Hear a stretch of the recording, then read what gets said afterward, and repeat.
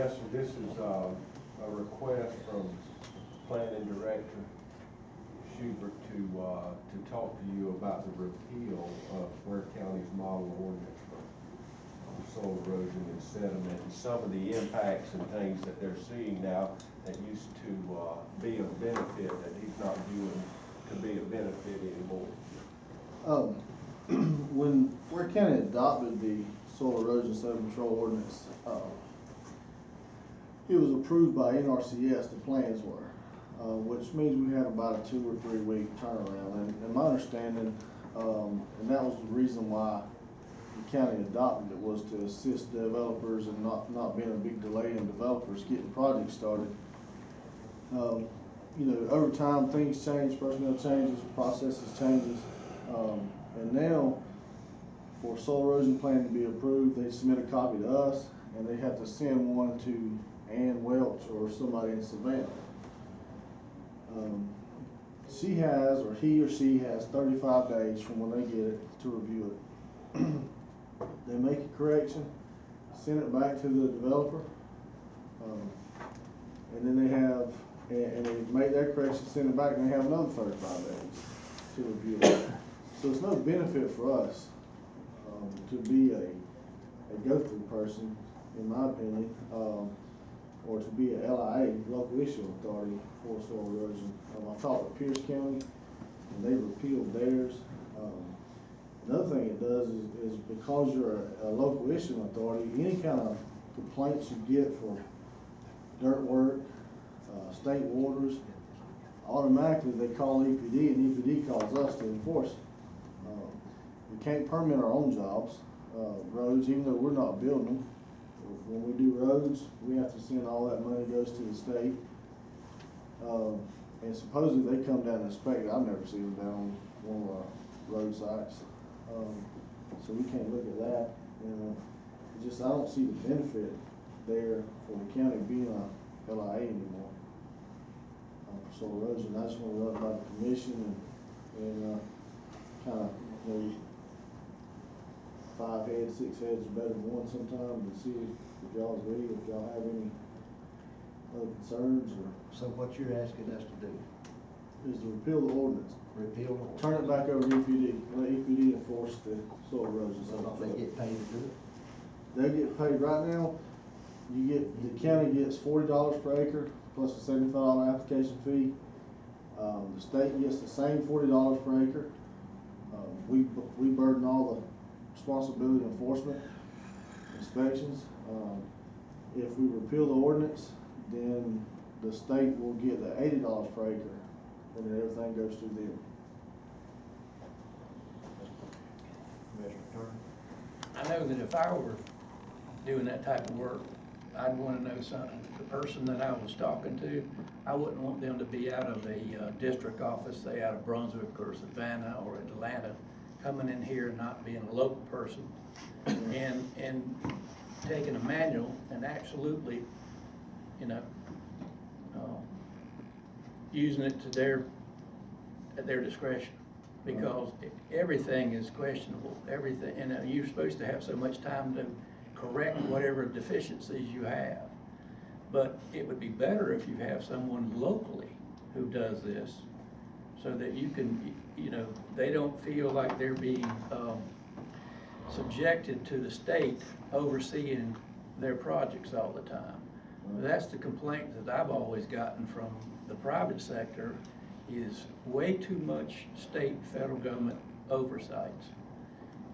They give you this opportunity to do this because you are local, and that you can deal with the person's on site that you probably are familiar with, okay? So I just don't think we need to get away from having control of that situation. It's an overkill now what they ask these folks to do with erosion control and silt fence and all this. These are flatwoods. I mean, you don't have a lot of vertical runoff, you know? Right. So all you have to do is windrow a little bit of mound of dirt, and you don't have a problem. So I would rather see us do it, even if it means charging more to provide that service than turning it over to the state EPD. And that's why I brought it, just to get comments and I mean, sense of the commission. now this is true when, whatever you do. My concern would be that if we did repeal this ordinance and you were no longer the enforcement, then when we get these complaints as commissioners, who are we gonna tell them to call? Because, and you and I have been through something very recently, Right. that the guy could get no answers from EPD or from anyone, and he, you know, went all the way around the chain of command and ended up back with us. You know, so that's my main concern. And I turned it back over to before we knew this. And see, still, they've not contacted the gentleman, they've not been down. Yeah, he got a letter. You don't want the Corps of Okay, Engineers well, I haven't.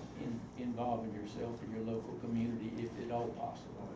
You know, that's, I mean- you know, That's just, my concern is very much what yours is, you know, giving up all the chain of command and going to EPD and those federal agencies to begin with. And It takes a long time to get a response from them, I realize that. we've not had this from them as far as them coming, but they actually can come down and somewhat dictate to you on your projects. If they see something that you're not doing, or they think something, they can actually come down and dictate, because they approve the manual and all that, which we don't have that problem here, because I mean, I have a pretty good working relationship with EPD in Brunswick. They kind of lay it on me, and so they don't never even come, to be honest with you. They get a complaint, they call me, and They let you pretty much handle it. How many, just out of curiosity, how many of these, cases or situations do you see is it? It's not a lot. Right now, I've got 2 plans being developed for a 10-acre tract and a 100,000 square foot building.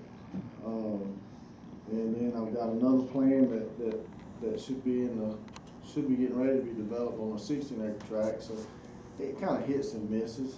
You know, we haven't had a lot since 2008, but things are picking up. I think we're on schedule right now to exceed our intake of permit fees from last year, over to last year, so. have you had any conversation with them about him speeding up their process of review? I have not, it's kind of a channel, and it's really, it's not confusing, but it's EPD is an enforcement agency of the soil erosion. But yet the Satilla Water and Sewer, not Satilla Water, Satilla River Soil and Water Conservation Commission or whatever is the one who regulates our district. But don't they have, NRCS, Natural Resources Soil Conservation. There's another one. There's a sub-body of that. Yeah. but don't they have, after a certain amount of acreage, that you have to have an engineer, a civil engineer do a disturbance? It's 1 acre. Okay, so they have to actually do a disturbance plan for whatever they're gonna do, and they have to show all their soil erosion in the site plan. So if it's stamped by a civil engineer or one who has I think it goes up to level 3 that they have to take the test for on the engineering side. So if they have their card carrying individual, they can submit that to the EPD, and I'm sure EPD can take a look at it in short order. And as long as it's got their stamp on it, that's why they go take their test, that's why they get their certifications. EPD never sees the plan unless it's over So what's the 50 acres. So if you look at it and it's stamped and it's got someone's name on it that says, hey, I'm certified to do erosion control, is there a problem? But by law, I'm required to submit it, or they're required to submit it to an inspector, a plan reviewer, which is out of Savannah. Which is why I'm asking, have you ever had a conversation with them about speeding up the process since you have oversight? I did. There was no answer. No conversation? Because I asked the lady, I don't know who I was talking to, but I. Why would it called be out of her. Savannah, not out of Brunswick? Because it's not, the EPD doesn't actually review your plans. You submit to them an NOI, a notice of intent, and unless it's, and I forget the acreage, I have to go back and read it, but unless it's a certain amount of acres, then you don't send the EPD a copy of the plans. So Tiller River Soil and Water Conservation Commission which is out of Statesboro, is who's over our district. And they've hired, Ann Welch, which is I think she's still doing it, as a retired So she's person out of contracted, Savannah she's to subcontracted, review the plans. she's subcontracted. Right. And if she has, for example, there's some verbiage that has to be on those plans. If you have one word missing, she'll send it back. What, So, it wasn't benefiting for us anymore as far as the time period to be the middleman involved in it. so here's the thing, if a contractor, which they always are on timetable, they can drive to Savannah and they can hand carry it into Miss Welch's office and ask her to do the review on site. And typically, they're pretty good about assisting if they're gonna stay there and get it done and save that time period.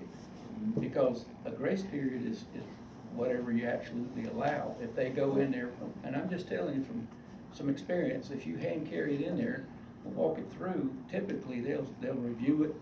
If it's not a major project, and they'll get it back to you, particularly if it's already designed and stamped by someone who has that certification. I don't know if you dealt with Ms. Welch. No, I haven't dealt with Ms. Welch, but if they hired her to be the, I mean, I've had some engineers that call. well, then the engineers about it too. can deal with that, they can get that Right. sped up if they need to. And I just wanted to bring it before the commission and kind of I'm get not in some favor, thoughts. I'm not in favor of giving up our rights to review. And that's the commission's board, we'll stay on what we got. So that's the question at hand. Right, I was Give it bringing up our up for right. discussion, see how the commission felt, because I can see a benefit of not doing it, as far as just not being involved with it, and they'll be doing it, and then the other, I can see a benefit from where you're coming from, that's why I brought it for the commission and didn't just try to. But we don't want Ms. Welch coming down here if that's her demeanor, Right. you know what I mean? Right, but she don't have any enforcement, so, but I understand what you're saying. Mr. Attorney, we need to take action on this. No, I think That's it's a about point of it. discussion, and That's sounds all. like there's a consensus, so. Yeah, I think we Yeah, need it's, to, we don't stay away. But from it. James, the contractor can go a long way if they do that themselves. Yeah, I wish we could get it back in NRCS, we had like a 2-week turnaround in NRCS, it was Well- pretty good. But personnel's changed and they don't wanna do it. Right. Thank y'all. Thank you. I can tell you for a fact, these people that makes that silt fence, They lobbied. let me tell you, you go out there and look on 84. They did a great- miles they and did a great miles job and of lobbying. miles of- And that's, Okay, next item. Item 12 under tab L, Commissioner, request to lease equipment, Mr. Manager. On these lease return dates, we currently lease 4 graders, 2 with slopers, 2 without slopers. Your current monthly rate is $16.12 for your standard, what we call straight machine. Your sloper machines are $23.07.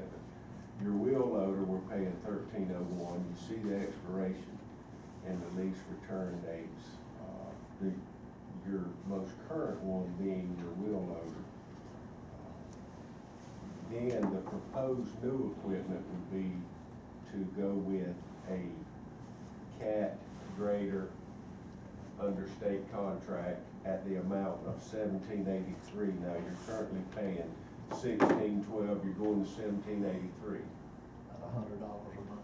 But the side effect, the one side effect of that is this is a 37, I think it's 37 horse or something less fuel burn, everything. You'll more than make up your fuel burn in a month with the newer graders, which are a lighter but substantial enough grader to grade.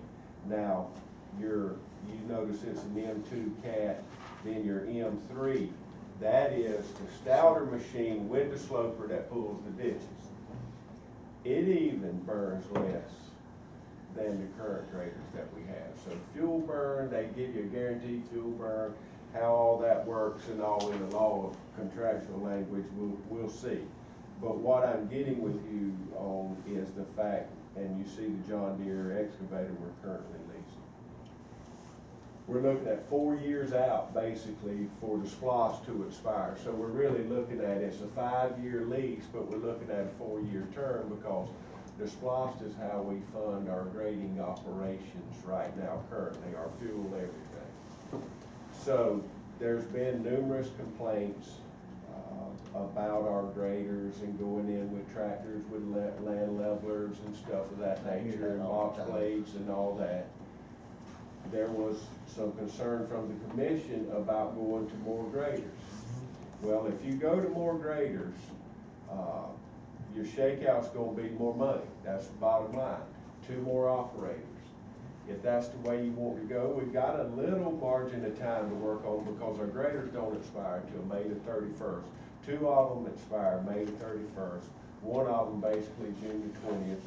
So through this budget process and when we're looking at all this, but these are the better monthly rates.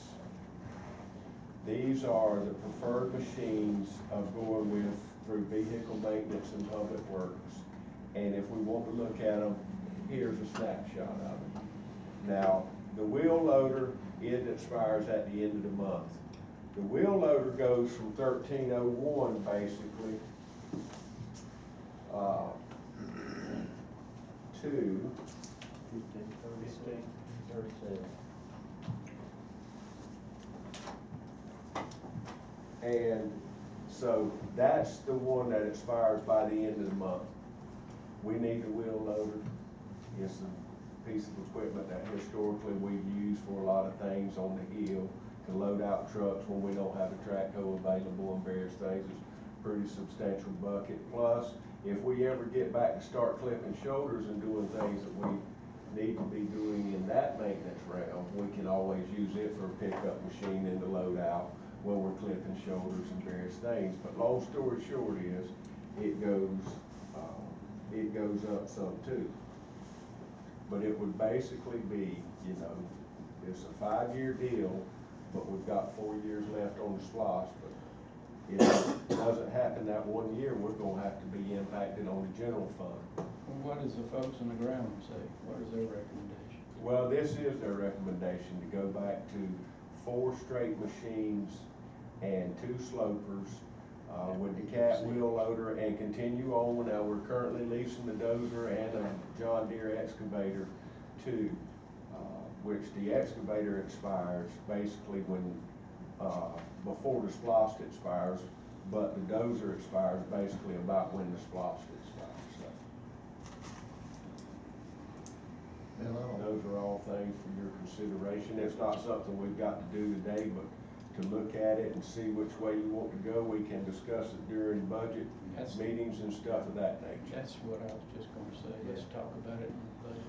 Well, you got the information, so this is the main, and we can provide more spreadsheet data and all that about our commitments, and I've got some, and Michael's, done some spreadsheets and stuff of that nature, but, basically, your straight machines are gonna go up $100 or $150 a month, let's say, but your fuel burn should be a little bit less.